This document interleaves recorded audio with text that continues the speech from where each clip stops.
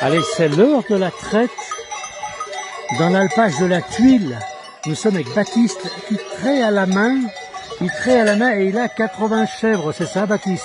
C'est ça, ouais. Après, il n'y en a pas 80 à traire, il y en a 50 à traire. Hein. C'est pas mal déjà. C'est pas mal. Et là, vous faites la traite à la main, toutes, vous les passez toutes. C'est ça, matin et soir. C'est extraordinaire. Alors toute l'année, vous avez ces chèvres, vous êtes ici l'été à l'alpage de la Tuile, et le reste du temps donc à Châtenay, en Haute-Savoie. C'est ça, ouais. Voilà. Et vous faites une excellente tomate. Comme de chèvre, voilà, tout à fait. On a l'occasion de goûter qui sont excellentes. Et là, regardez un petit peu dans un paysage extraordinaire. On est à l'alpage de la Tuile. Alors avec toutes ces chèvres un petit peu différentes, vous avez, qu'est-ce que vous avez comme race de chèvres? Bah, il y a 80% c'est des chèvres de Savoie, et après c'est des chèvres roves.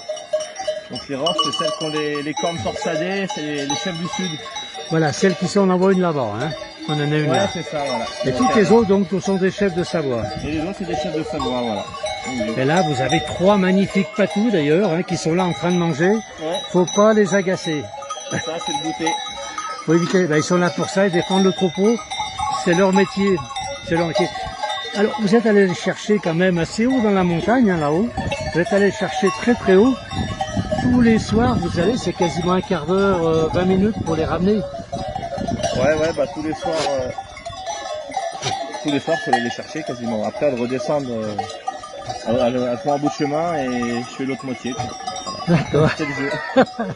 Et s'il pleut ou orage, elles rentrent d'elles-mêmes, non? Non, pas forcément, elles se mettent sous les sapins, ça dépend, des fois elles viennent. C'est à vous d'aller les Après, récupérer. moi, je les rentre jamais, elles sont tout le temps dehors, jour et nuit. Qu'il pleuve ou qu'il fasse beau, du coup, elles ont l'habitude, quand il pleut, elles vont se mettre à l'abri sous les sapins, quoi. Eh bien écoutez, bravo pour tout ce travail que vous faites pour qu'on puisse déguster d'excellentes chèvres. Je rappelle, on est à l'alpage de la Tuile. On est ici en Savoie. Et là, j'ai une chèvre qui est en train de me caresser. Merci beaucoup et bravo.